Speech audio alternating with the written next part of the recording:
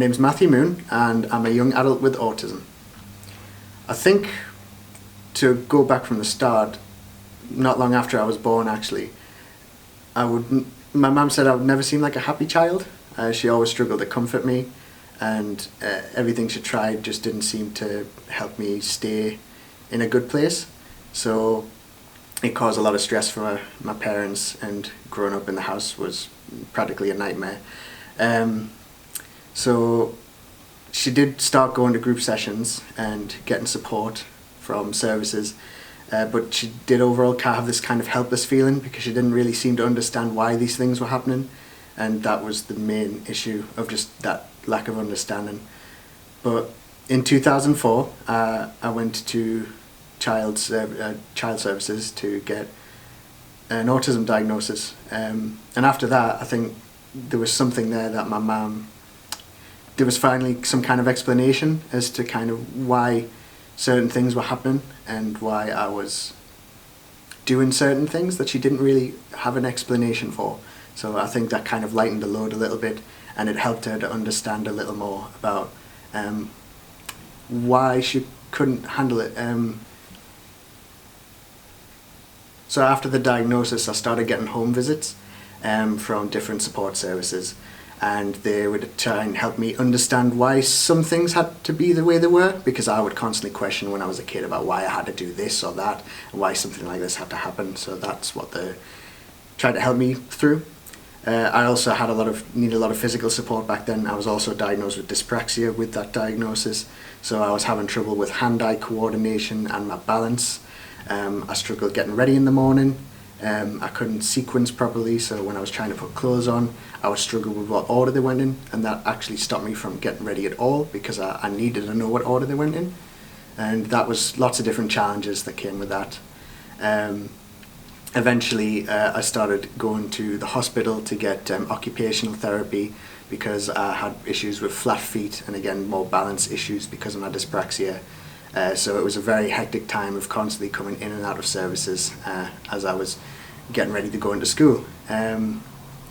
I had problems concentrating, I struggled to do routines, and I really struggled to listen to a lot of adults sometimes when I didn't want to. So all of this combined just created a really sort of difficult atmosphere in the house to keep me sort of happy and behaving well enough. So yeah, I think school was probably the most difficult time for me. Primary school specifically. The issue I had with a lot of teachers was getting they had this kind of mentality where I was just a naughty boy, and I would misbehave and there's no reason for it really. So my parents tried to argue that, and my teachers were adamant that they knew better than my parents about the way I was behaving at school. It even got to the point where I spent an entire year in school where I didn't write anything or record any work for the whole year because my teacher thought it was acceptable for me to just sit in the corner of the room quietly and answer any questions that she asked me, and I wasn't disrupting any of the kids, and she thought that was fine. This actually damaged me so much that I still struggle to write to this day, and from that point onwards, recording anything written is really, really difficult for me. So it's unfortunate. I did have other challenges at school as well. I would struggle to eat food because dinners sometimes were a problem. It even got to the point where food was such an issue that I would even starve myself through the day because I couldn't find anything that I would like. The problem with food a lot of the time would be textures of the food, and even if food I did like already, if like the recipe for the food changed, I could tell and I wouldn't like it anymore because something had changed and my body didn't agree with it. So eating was also a big problem. I think one of the biggest areas for getting support for me when I was a kid was we tried this reward scheme, and services did have this sort of set plan to get a reward scheme for kids with autism, and it didn't really work for me specifically because I kind of caught on at a young age that just being on my best behaviour and doing as I was told, I would only do it when I actually wanted something and I would get rewarded because of it, and that's what it taught me. But eventually my parents figured out that they could change it a little bit. So my parents actually came up with this reward scheme where we created a money box for my house and set up this kind of little shop for me as a kid, and that encouraged much better behaviour for me doing my chores and stuff like that, because I could actually earn things in the house, and things I wanted to buy. Video games were a big thing for me. I could earn gaming time and by doing the things I was supposed to, and that worked really well. It encouraged us to be better and improve sort of my own behaviour, and my mood got better as it went on as well. I think the biggest thing that helped my parents was,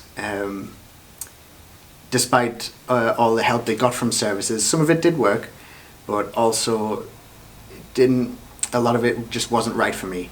And they think that the best kind of support that they got was from other parents, was going out and speaking to them and getting advice from like-minded people who might be going through similar situations, and they found that that was the best kind of advice and support they could get at the time. It was really, really sort of nice to know that they weren't alone in it.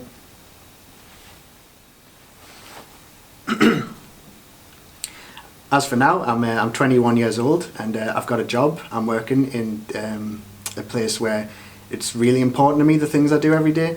Supporting other people's kind of become my life's calling, really. And I think after leaving school, I was kind of in this sort of place where I had no idea what I wanted to do. But at the same time, I don't think I could ever imagine back then being where I am now. And I think that's all thanks to just the most important thing for me was my parents being there for me and kind of just sticking by me all that time. You know, I think to maybe a lot of services, what they didn't seem like a lot, but at the end of the day, it meant everything, because just being there for me when I needed them most was probably the best kind of support I ever could have gotten. So, and yeah, I think I'm all right now. So.